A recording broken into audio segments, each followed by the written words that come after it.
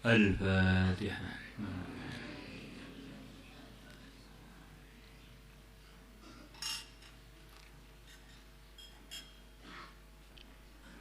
Bismillahirrahmanirrahim. Wa an Ummil Ala. Ya.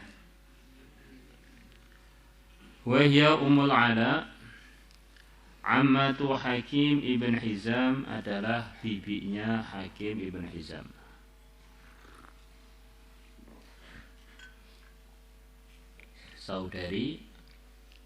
Saudarinya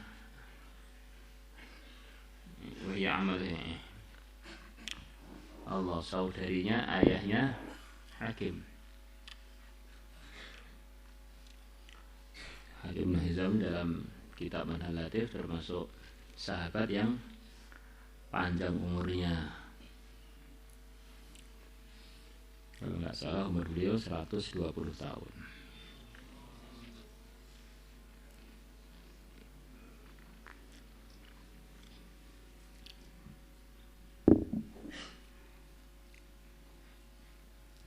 Wakana, dan adanya bibinya Hakim tadi, minal mubayi'ah, termasuk wanita yang telah berbaiat kepada Rasulullah sallallahu alaihi wasallam.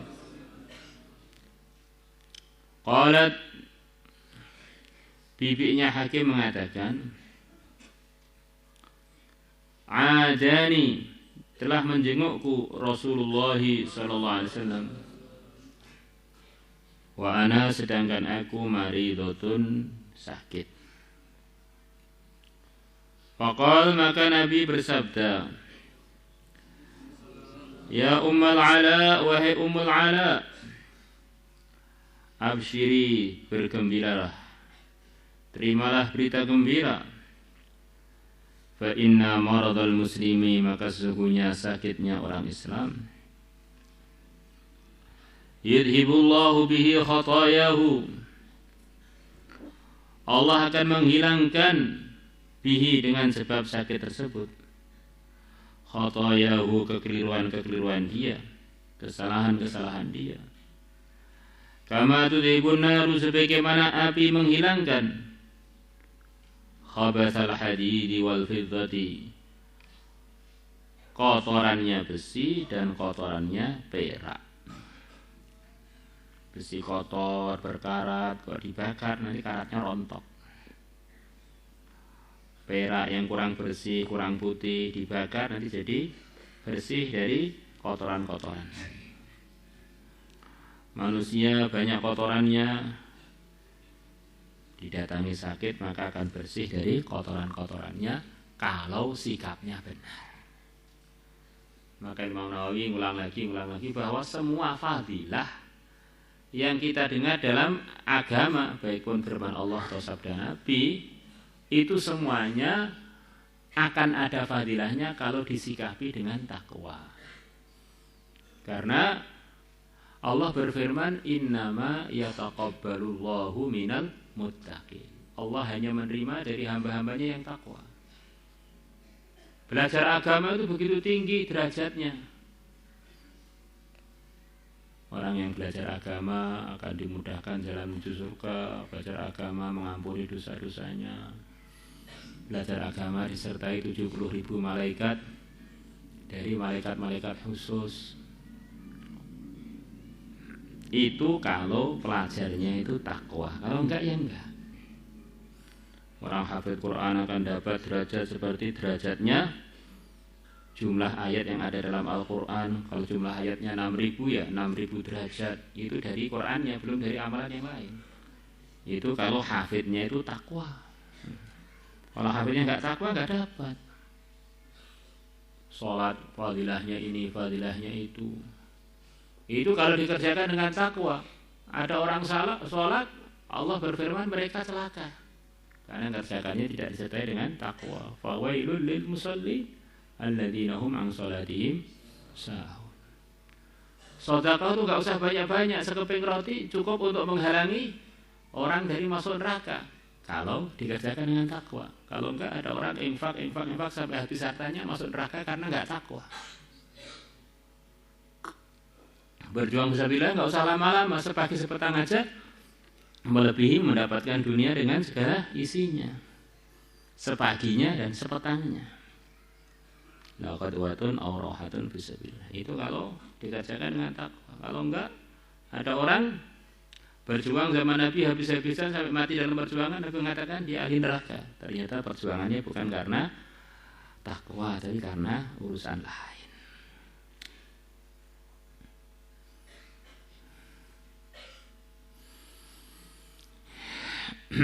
Innama yataqabbalullahu minal muttaqin. Maka kita ini bersyukur diberi oleh Allah dalam kebaikan.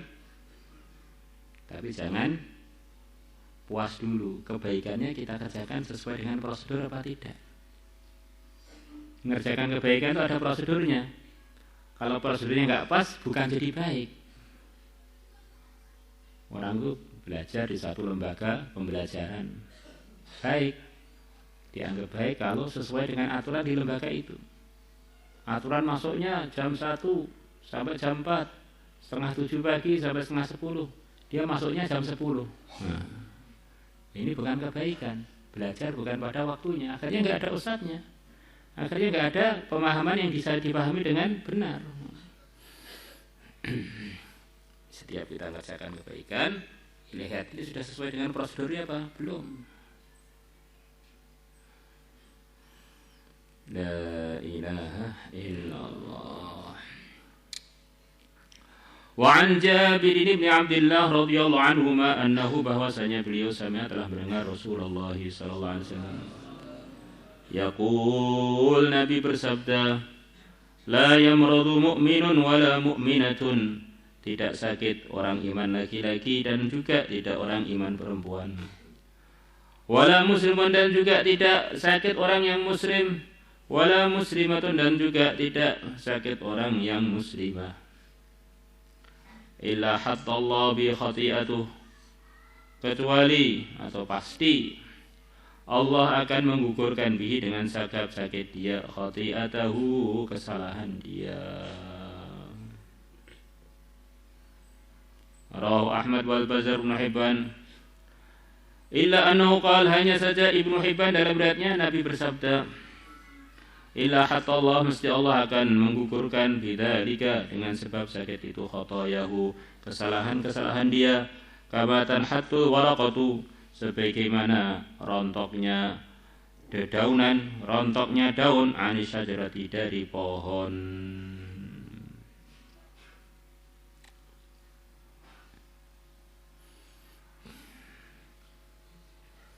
Maka kemarin sudah lalu beberapa hadis cerita bahwa setiap orang sakit Allah akan kirimkan malaikat untuk melihat sikapnya orang yang sakit tadi bagaimana. Kalau sikapnya sesuai dengan diridhoi Allah, diantaranya dia tidak mengeluhkan Allah kepada para penjenguknya, maka orang tadi dijamin masuk surga.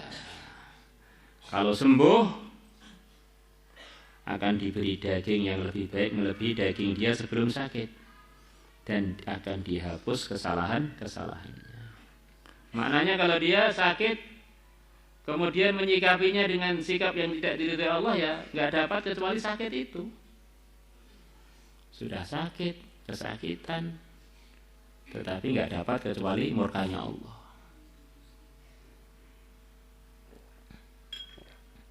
Kita ini di dunia ini menghadapi macam-macam ujian sehat, ujian sakit. Maka sehat kalau kita sikapi dengan benar, ya sehatnya mendatangkan ridhonya Allah. Sakit begitu juga. Sebaliknya, kalau sehatnya nggak takwa, ya nggak diridhoi Allah. Sakitnya nggak takwa, juga nggak diridhoi oleh Allah.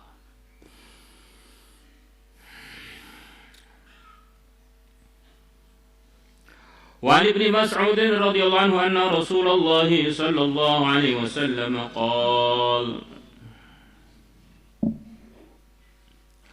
ma min muslimin, tidak ada orang Islam pun, yusibu ada, yang mengenai dia perkara yang mengganggu, perkara yang menyakitkan, min maradin, berupa sakit, fama siwah, kemudian yang selain sakit, semua orang kah, disikapi yang tidak baik kah, perkara yang menyebabkan dia ini tersakiti,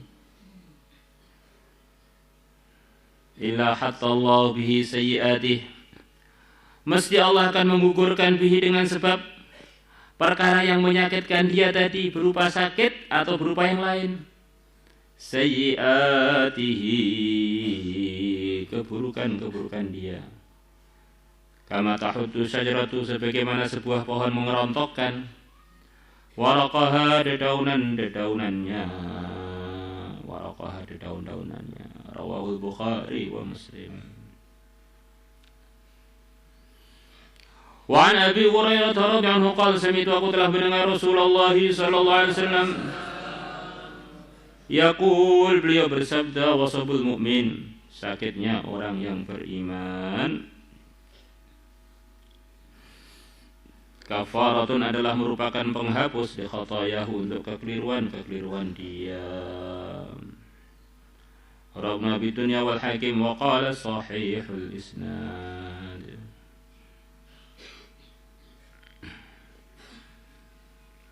Wa anhu, dan diriwayatkan dari Abu Hurairah qala, sami'tu, aku telah mendengar Rasulullah sallallahu alaihi wasallam yaqul, beliau bersabda,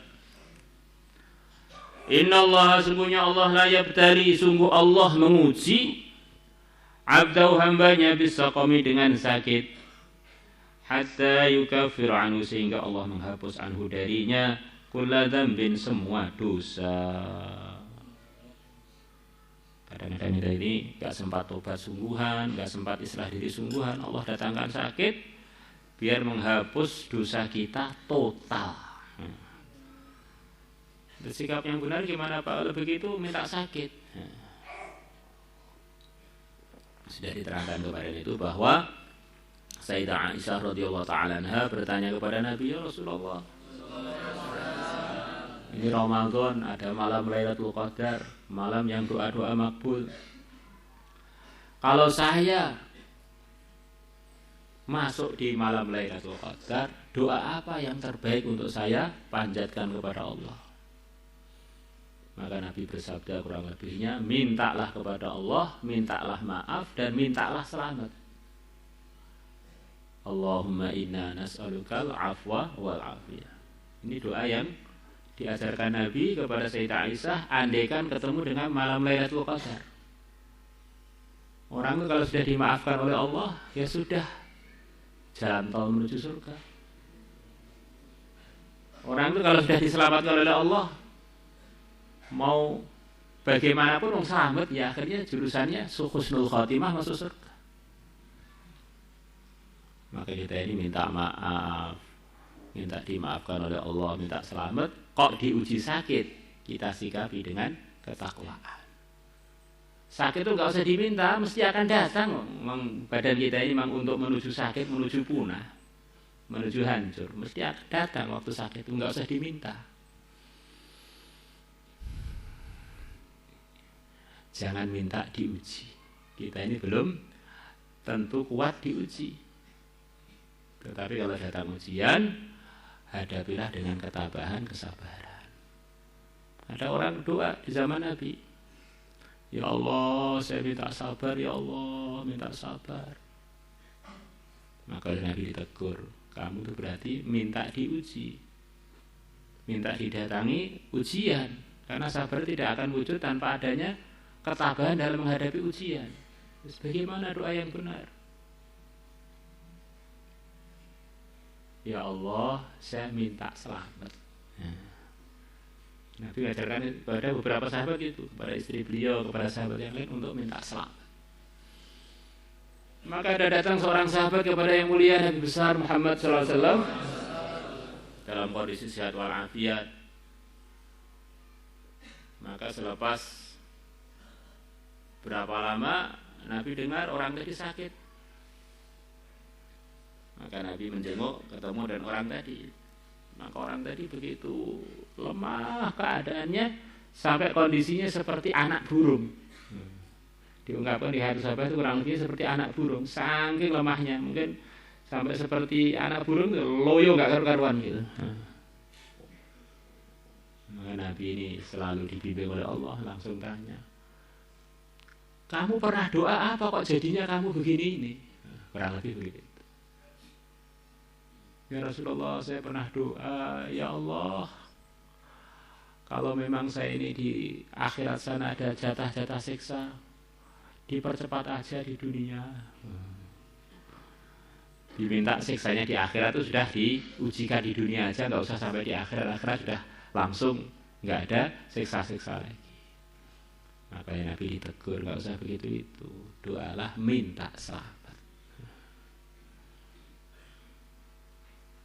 Minta selamat, minta maaf, minta selamat, minta maaf.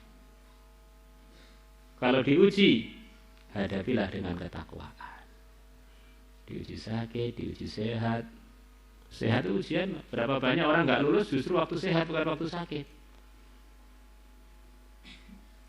Semoga Allah tolong kita semua. Maulaya sholli wa sallim daiman